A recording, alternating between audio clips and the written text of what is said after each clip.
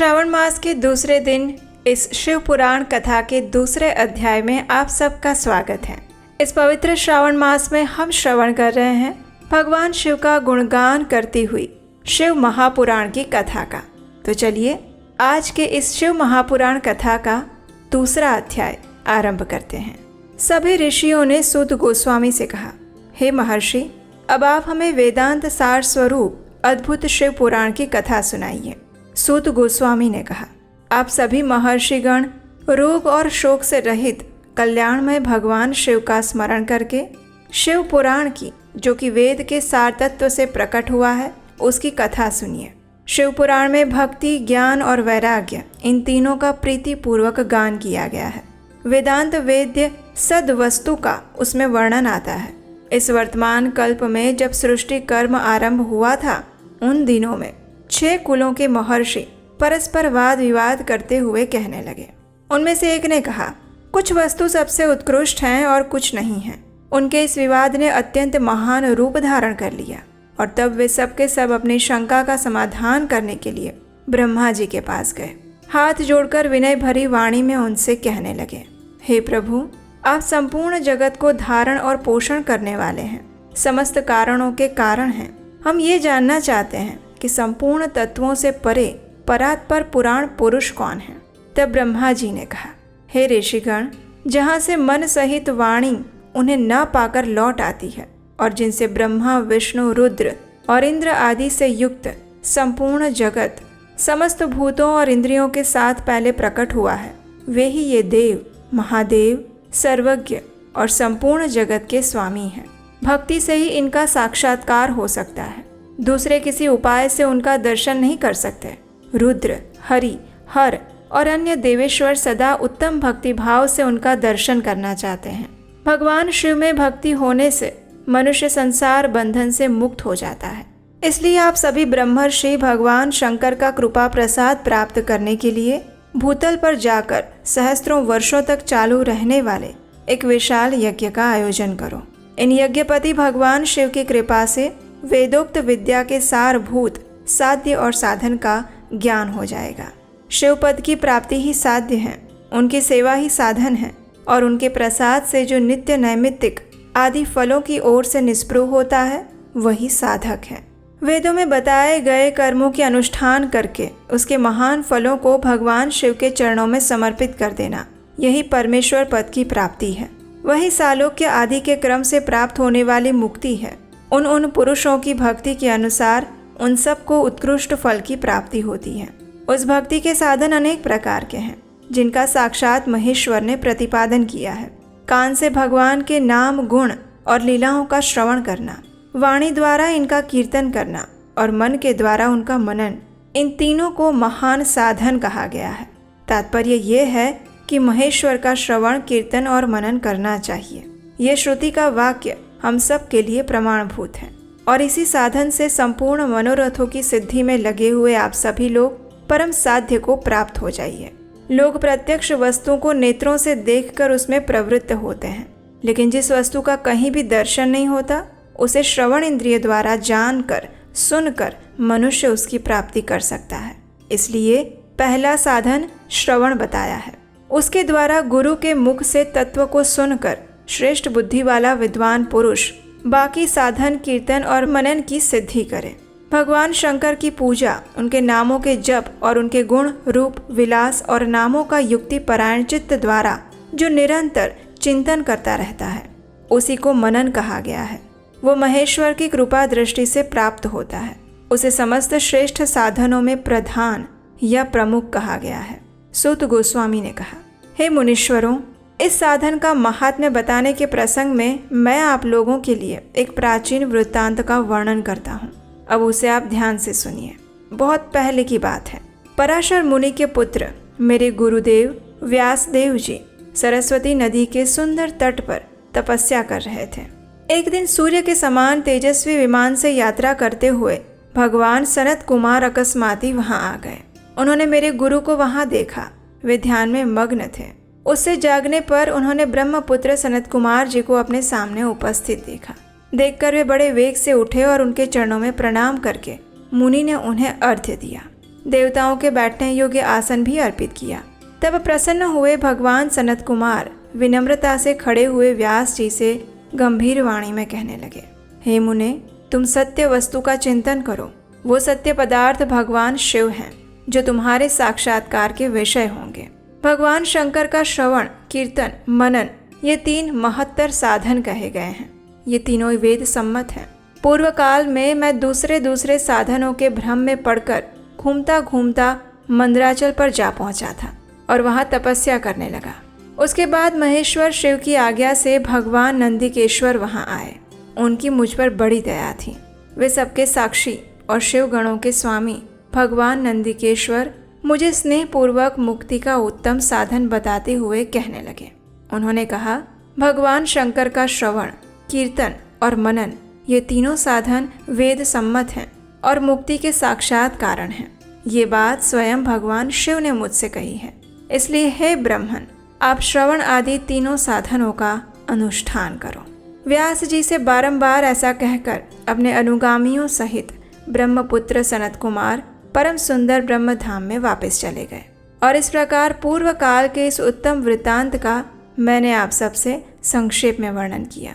सूत गोस्वामी की इस बात को सुनकर ऋषियों ने कहा, हे सूत जी, श्रवण आदि 3 साधनों को आपने मुक्ति का उपाय बताया, ये तो ठीक है, लेकिन जो श्रवण आदि तीनों साधनों में भी असमर्थ हो, वो मनुष्य क्या प्रयास करके मुक्त हो सकता है?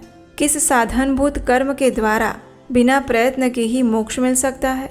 ये सुनकर सूत गोस्वामी कहते हैं, हे शौनक, जो श्रवण, कीर्तन और मनन इन तीनों साधनों के अनुष्ठान में समर्थ ना हो, वो भगवान शंकर के लिंग और मूर्ति की स्थापना करके उसकी पूजा करे तो संसार सागर से पार हो सकता है। वंचना अथवा छल ना करते हुए अपनी शक्ति के अनुसार धन राशि ले जाए और उसे शिवलिंग अथवा शिव मूर्ति की सेवा के लिए अर्पित करें। साथ ही निरंतर उस शिवलिंग और मूर्ति की पूजा भी करें। उसके लिए भक्ति भाव से मंडप, गोपुर, तीर्थ, मठ और क्षेत्र की स्थापना करें और उत्सव मनाएं।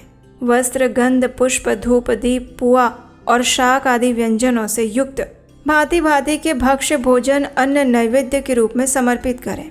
छत्र, ध्वजा, व्यजन, चामर, अन्य अंगों सहित राजोपचार की भांति सब सामान भगवान शिव के लिंग और मूर्ति को चढ़ाएं। प्रदक्षिणा, नमस्कार यथाशक्ति जप करें। आवाहन से लेकर विसर्जन तक सारा कार्य प्रतिदिन भक्ति भाव से करें। इस प्रकार शिवलिंग और शिव मूर्ति में भगवान शंकर की पूजा करने वाला पुरुष श्रवण आदि साधनों का अनुष्ठान ना करे तो भी भगवान शिव की प्रसन्नता से सिद्धि प्राप्त कर लेता है। पहले के बहुत से महात्मा पुरुष लिंग और शिव मूर्ति की पूजा करने मात्र से भवबंधन से मुक्त हो चुके हैं। तब ऋषियों ने पूछा, हे प्रभु, मूर्ति में ही सर्वत्र देवताओं की पूजा होती है, लिंग में नहीं, परंतु भगवान शिव की पूजा सभी जगह मूर्ति में और लिंग में भी क्यों की जाती है? तब सूत गोस्वामी ने कहा, हे मुनीश्वरों, आपका ये प्रश्न बड़ा ही पवित्र और अत्यंत अद्भुत है। इस विषय में महादेव जी ही वक्ता हो सकते हैं। दूसरा कोई भी पुरुष कभी और कहीं भी इसका प्रतिपादन नहीं कर सकता। इस प्रश्न के समाधान के लिए भगवान शिव ने जो कुछ भी कहा है और उसे मैंने अपने गुरुजी के मुख से जिस प्रकार सुना है, उसी प्रकार मैं अब उसका वर्णन करूंगा। एकमात्र भगवान शिव ही ब्रह्म रूप होने के कारण निष्कल, निराकार कहे गए हैं। रूपवान होने के कारण उन्हें सकल भी कहा गया है, इसलिए वे सकल और निष्कल दोनों हैं। शिव के निराकार होने के कारण ही उनकी पूजा का आधारभूत लिंग भी निराकार प्राप्त हुआ है, अर्थात शिवलिंग भगवान शिव के निराकार स्वरूप का प्रतीक है। इसी प्रकार शिव के सकल या साकार होने के कारण उनकी पूजा का आधारभूत विग्रह साकार भी मिलता है, यानी शिव का साकार विग्रह उनके साकार स्वरूप का प्रतीक है। सकल और अकल यानी साकार और निराकार रूप होने से ही वे ब्रह्म शब्द से कहे जाने वाले परमात्मा हैं, और यही कारण है कि सभी लोग लिंग और मूर्ति दोनों में ही सदा भगवान शिव की पूजा करते हैं। शिव से भिन्न जो दूसरे देवता हैं वे साक्षात ब्रह्म नहीं हैं, इसलिए कहीं भी उनके लिए निराकार लिंग उपलब्ध नहीं होता। पूर्व काल में बुद्धिमान ब्रह्मपुत्र सनत कुमार मुनि ने मंदराचल पर नंदिकेश्वर से इसी प्रकार का प्रश्न किया था। सनत कुमार ने कहा था, हे भगवान, शिव से भिन्न जो देवता हैं उन सब की पूजा के लिए सर्वत्र प्रायः मूर्ति मात्र ही अधिक संख्या में देखी और सुनी जाती है। केवल भगवान शिव की पूजा में लिंग और मूर्ति दोनों का उपयोग देखने में आता है। इस विषय में जो तत्व की बात हो उसे मुझे इस प्रकार बताइए जिससे अच्छी तरह समझ में आ जाए। उनकी ये बात सुनकर भगवान नंदिकेश्वर ने कहा था, हे निष्पाप ब्रह्म कुमार, आपके इस प्रश्न का हम जैसे लोगों के द्वारा कोई उत्तर नहीं दिया जा सकता, क्योंकि ये गोपनीय विषय है और लिंग साक्षात ब्रह्म का प्रतीक है और आप शिव भक्त हैं। इसलिए इस विषय में भगवान शिव ने जो कुछ बताया है उसे ही आपके समक्ष कहता हूँ। भगवान शिव ब्रह्म स्वरूप और निराकार हैं, इसलिए उन्हीं की पूजा में निराकार शिवलिंग का उपयोग होता है। संपूर्ण वेदों का यही मत है।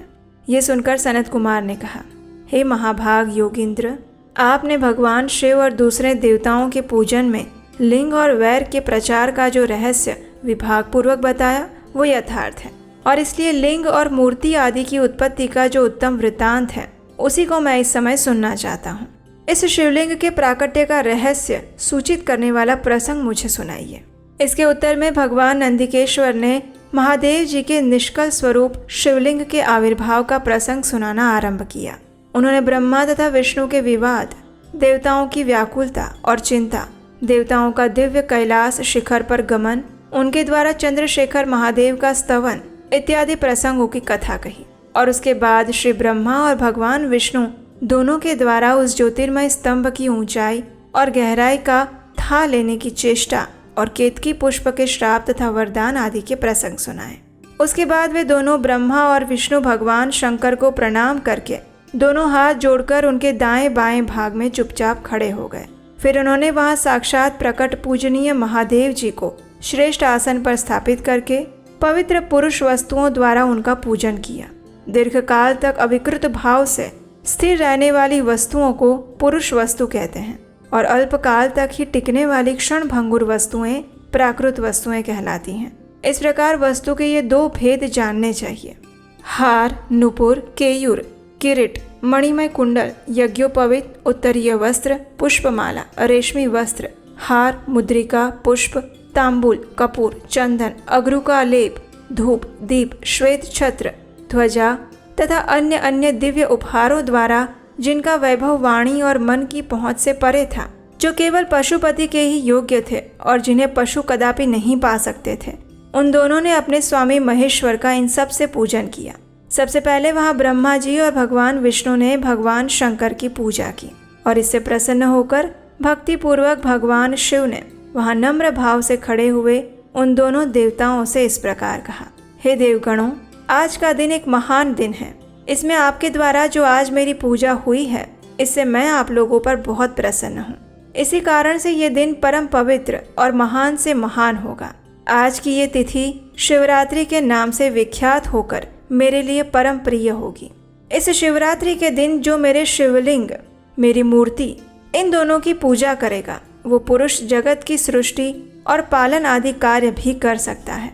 जो शिवरात्रि को दिन रात निराहार और जितेंद्रिय रहकर अपनी शक्ति के अनुसार निश्चल भाव से मेरी यथोचित पूजा करेगा, उसको मिलने वाले फल का वर्णन सुनो। 1 वर्ष तक मेरी पूजा करने पर जो फल मिलता है, वो सारा फल केवल शिवरात्रि को मेरा पूजन करने से मनुष्य तत्काल प्राप्त कर लेता है। जैसे पूर्ण चंद्रमा का उदय समुद्र की वृद्धि का अवसर है, उसी प्रकार ये शिवरात्रि तिथि मेरे धर्म की वृद्धि का समय है। इस तिथि में मेरी स्थापना आदि का मंगलमय उत्सव होना चाहिए। पहले मैं जब ज्योतिर्मय स्तंभ रूप से प्रकट हुआ था, वो समय मार्गशीर्ष मास में आर्द्रा नक्षत्र से युक्त पूर्णमासी या प्रतिपदा है। जो मनुष्य मार्गशीर्ष मास में आर्द्रा नक्षत्र होने पर पार्वती सहित मेरा दर्शन करता है अथवा मेरी मूर्ति या शिवलिंग की झांकी करता है, वो मेरे लिए कार्तिकेय से भी अधिक प्रिय है। उस शुभ दिन को मेरे दर्शन मात्र से पूरा फल प्राप्त होता है। अगर दर्शन के साथ मेरा पूजन भी किया जाए तो इतना अधिक फल प्राप्त होता है जिसका वर्णन वाणी द्वारा नहीं हो सकता। वहाँ पर मैं शिवलिंग रूप से प्रकट होकर बहुत बड़ा हो गया था, इसलिए उस लिंग के कारण ये भूतल लिंग स्थान के नाम से प्रसिद्ध हुआ। जगत के लोग इसका दर्शन और पूजन कर सके, इसके लिए ये अनादि और अनंत ज्योति स्तंभ अथवा ज्योतिर्मय लिंग अत्यंत छोटा हो जाएगा। यह शिवलिंग सब प्रकार की भोग सुलभ कराने वाला और भोग तथा मोक्ष का साधन है। इसका दर्शन, स्पर्श और ध्यान किया जाए तो ये प्राणियों को जन्म और मृत्यु के कष्ट से छुड़ाने वाला है।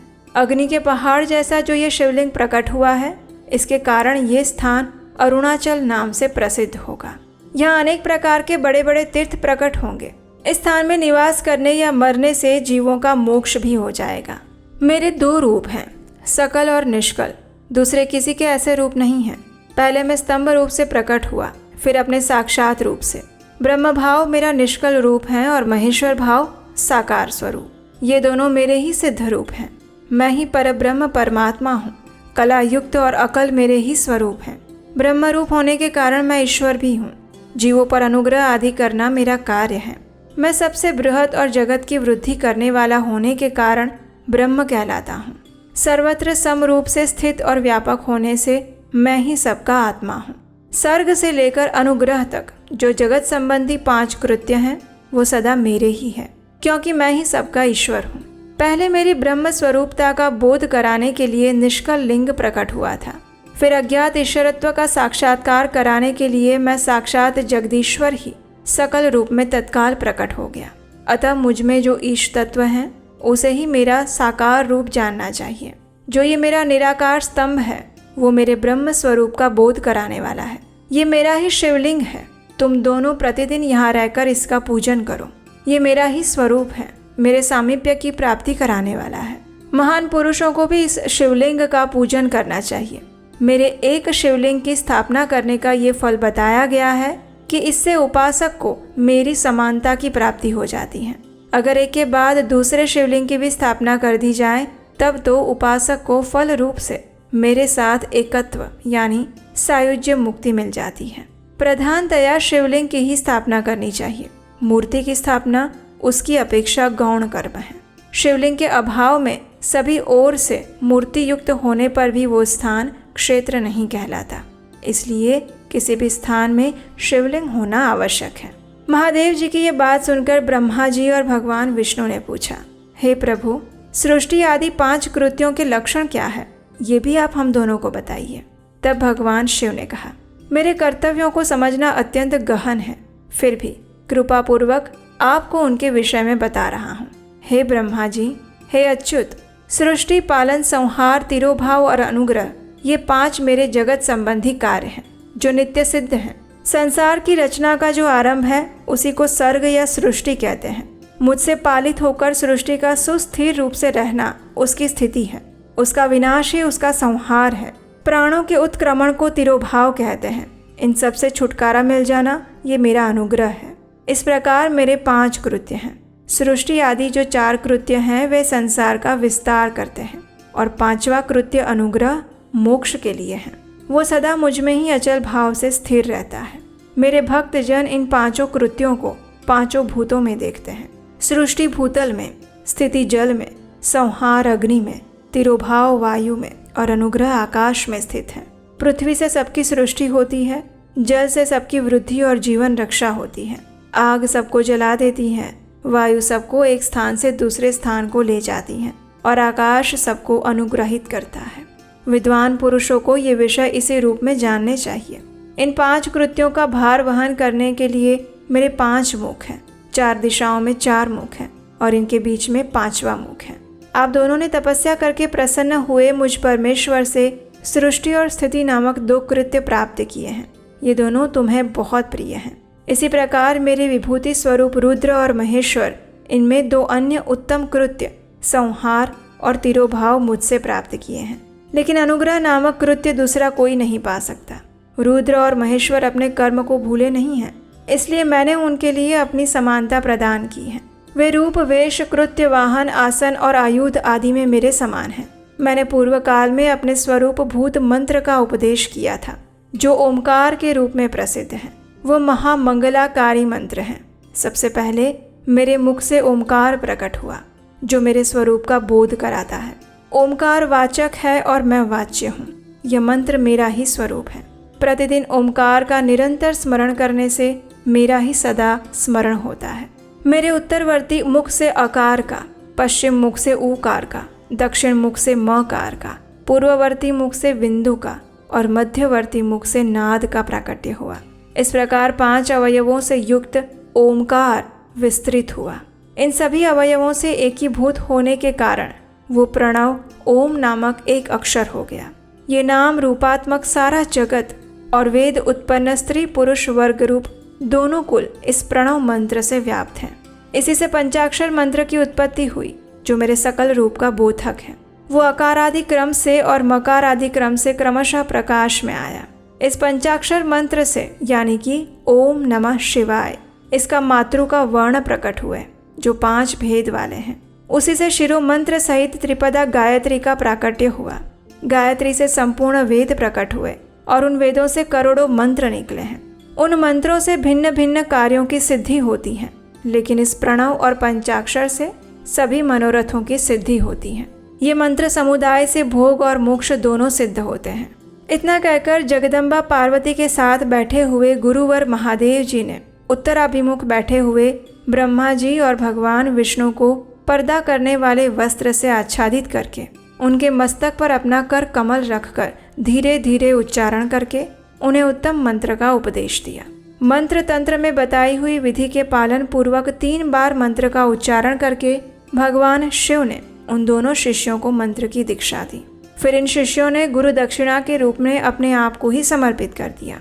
दोनों हाथ जोड़कर उनके समीप खड़े होकर उन देवेश्वर जगत गुरु का स्तवन करने लगे। ये स्तुति करते हुए उन्होंने कहा, नमो निष्कल रूपाय, नमो निष्कल तेजसे, नमः सकलनाथाय, नमस्ते सकलात्मने, नमः प्रणववाच्याय, नमः प्रणवलिंगने, नमः सृष्ट्यादिकर्त्रे च, नमः पंचमुखायते। हे प्रभु, आप निष्कल स्वरूप हैं, आपको नमस्कार है। आप निष्कल तेज से प्रकाशित होते हैं, आपको नमस्कार है। आप सबके स्वामी हैं, आप सर्वात्मा को नमस्कार हैं। अथवा सकल स्वरूप आप महेश्वर को नमस्कार हैं। आप प्रणव के वाच्यार्थ हैं, आप प्रणव लिंग वाले हैं। सृष्टि पालन संहार तिरोभाव और अनुग्रह करने वाले आपको नमस्कार है। आपके 5 मुख है, आप परमेश्वर को नमस्कार है। पंच ब्रह्म स्वरूप 5 कृत्य वाले आपको नमस्कार हैं। आप सबके आत्मा हैं, ब्रह्म हैं। आपके गुण और शक्तियाँ अनंत हैं। आपके सकल और निष्कल 2 रूप हैं। आप सद्गुरु और शंभु हैं। आपको नमस्कार है। इन पद्यों द्वारा अपने गुरु महेश्वर की स्तुति करने के बाद ब्रह्मा जी और भगवान विष्णु ने उन्हें प्रणाम किया। महेश्वर ने कहा, आर्द्रा नक्षत्र से युक्त चतुर्दशी को प्रणव का जप किया जाए तो वो अक्षय फल देने वाला होता है। सूर्य की संक्रांति से युक्त महा आर्द्रा नक्षत्र में एक बार किया हुआ प्रणव मंत्र कोटि गुने जप का फल देता है। मृगशिरा नक्षत्र का अंतिम भाग और पुनर्वसु का आदि भाग पूजा, होम और तर्पण आदि के लिए सदा आर्द्रा के समान ही होता है, ये भी जानना चाहिए। मेरा या मेरे शिवलिंग का दर्शन प्रभात काल में ही यानी कि प्रातः और मध्याह्न के पूर्व काल में करना चाहिए। मेरे दर्शन और पूजन के लिए चतुर्दशी तिथि निशीथ व्यापिनी अथवा प्रदोष व्यापिनी लेनी चाहिए, क्योंकि परिवर्तिनी तिथि से संयुक्त चतुर्दशी की ही प्रशंसा की जाती है। पूजा करने वाले के लिए मेरी मूर्ति और शिवलिंग दोनों समान हैं। फिर भी मूर्ति की अपेक्षा शिवलिंग का स्थान ऊंचा बताया गया है। इसलिए मुमुक्षु पुरुषों को मूर्ति से भी शिवलिंग को श्रेष्ठ समझकर शिवलिंग का ही पूजन करना चाहिए। शिवलिंग का ओमकार मंत्र से और मूर्ति का पंचाक्षर मंत्र से पूजन किया जाता है। शिवलिंग की स्वयं ही स्थापना करके अथवा दूसरों से भी स्थापना करवा कर उत्तम द्रव्यमय उपचारों से पूजा करनी चाहिए। इस प्रकार उन दोनों शिष्यों को उपदेश देकर भगवान शिव वहीं से अंतर्धान हो गए। उसके बाद नैमिषारण्य के ऋषियों ने सूत गोस्वामी से एक और महत्वपूर्ण प्रश्न पूछा, और वो था शिवलिंग की स्थापना आखिर कैसे की जाए। और उस सब के विषय में सूत गोस्वामी एक कथा सुनाते हैं, और वो क्या है वो हम सुनेंगे हमारे इसी शिव महापुराण कथा के अंतर्गत आने वाले अध्याय में, आपके अपने चैनल उपदेशाष्टकम पर। उसे सुनने के लिए अगर अभी तक आपने इस चैनल को सब्सक्राइब नहीं किया है तो याद से कर लीजिए, और हम आपसे मिलेंगे इसी कथा श्रृंखला की अगली कड़ी के साथ बहुत जल्द। हरे कृष्णा।